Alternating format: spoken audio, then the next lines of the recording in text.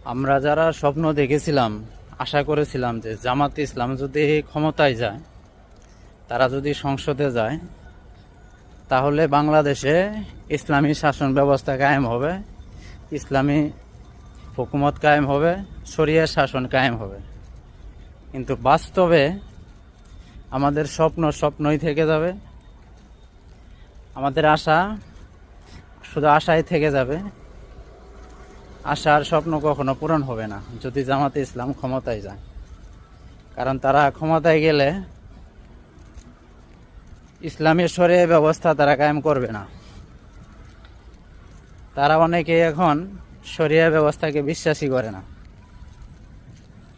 তারা এমন মডার্ন হয়েছে যে ইসলামের বেসিক জিনিসগুলাও তারা এমনভাবে ছাড় দেওয়া শুরু করছে যে আসলে তাদের ভিতরে ইসলাম বলতে আর কিছু নাই। সব কিছু যদি ছাড়ই দেওয়া হয়, তাহলে আর তারা কিসের ইসলামী শাসন ব্যবস্থা কায়েম করবে, একামতের দিন কায়েম করবে? আমাদের আশাই থেকে যাবে।